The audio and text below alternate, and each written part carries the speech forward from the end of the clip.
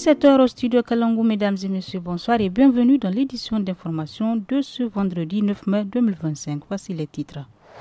Lancement hier de la saison de pêche à Maradi au lac de Madarumfa après plusieurs mois d'empoisonnement. Les détails dans un instant. Birningaure accueille demain la deuxième édition de la Foire nationale des femmes transformatrices. La promotrice de l'événement s'exprime dans ce journal. Je suis Nefis Adam Sirfo au micro. La saison de pêche a officiellement débuté hier à Maradi avec une cérémonie de lancement organisée au lac de Madarumfa après 6 mois de fermeture et d'empoisonnement. Le directeur départemental de l'environnement, le colonel Moussa Iliassou, s'est dit satisfait des résultats observés à l'issue de cette période de repos du plan d'eau. Il est au micro de Mohamed Maman. On a introduit 6 espèces avec environ 11 900 individus. De 7 novembre à hier, 8 mai, donc ça fait exactement 6 mois, 1 jour. C'est le moment opportun pour ouvrir la saison de pêche. Et on a procédé à la cérémonie d'ouverture de cette saison de pêche. Et alhamdulillah, on a trouvé des résultats très importants. Parce que rien que la journée d'hier, on a eu plus de 3 tonnes, donc 3000 kg de poissons. Et surtout, la taille de ce qu'on a récolté comme poisson, c'est une taille marchande, en moyenne 350 grammes.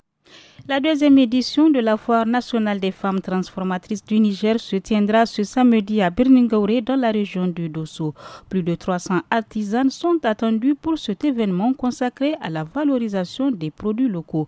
Selon Hadiz Amadou Meiga, promotrice de la foire, l'initiative vise à soutenir le savoir-faire des femmes transformatrices. Elle est jointe par Ternan Foudey Ahmed.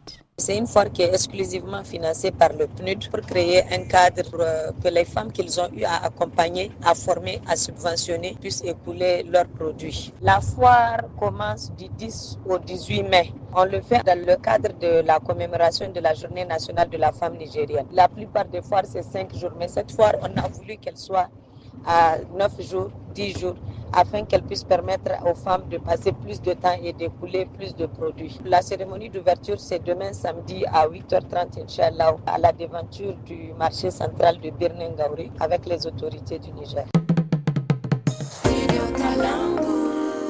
En bref, le président de la République, le général Abdourahmane Chani, a nommé par décret ce 8 mai les membres du bureau du conseil consultatif de la refondation. À sa tête figure le chef de canton, Dr Mamoudou Harouna Djingare, chef de canton de Sinder. Le conseil s'appuiera sur 6 commissions thématiques et aura pour mission principale de formuler des avis à l'intention du Conseil national pour la sauvegarde de la patrie CNSP et du gouvernement sur toute questions relatives à la vie nationale. Dans un communiqué daté du 8 mai 2025, le gouverneur de la région de Niamey a fixé un plafond de 50 litres pour l'achat et l'enlèvement de carburant, essence ou gasoil dans les stations-service de la ville. Cette quantité peut être obtenue en bidon ou jerrycan. Tout dépassement de ce seuil nécessite une autorisation spéciale délivrée par le gouverneur. Toujours en bref, une cérémonie s'est tenue jeudi à Arlit en soutien à la procédure de mise en accusation de la société française Orano accusée de dérives liées à l'exploitation de l'uranium au Niger. À cette occasion, des preuves ont été remises au préfet. Elles sont principalement constituées de témoignages, des rapports d'organisations internationales et des documents réalisés sur une période de 25 ans collectés par les organisations locales de la société civile. Et pour terminer, l'Américain Robert Francis Prévost a été élu pape le jeudi 8 mai par les 133 cardinaux électeurs après 2 jours de conclave. Il succède donc au pape François et devient le 267e souverain pontife de l'Église catholique ainsi que le premier pape originaire des États-Unis. Il a choisi le nom de Léo XIV. Dans son premier discours, il a insisté sur la nécessité de la paix et du dialogue dans un contexte mondial marqué par de nombreux conflits. Et c'est la fin de ce journal.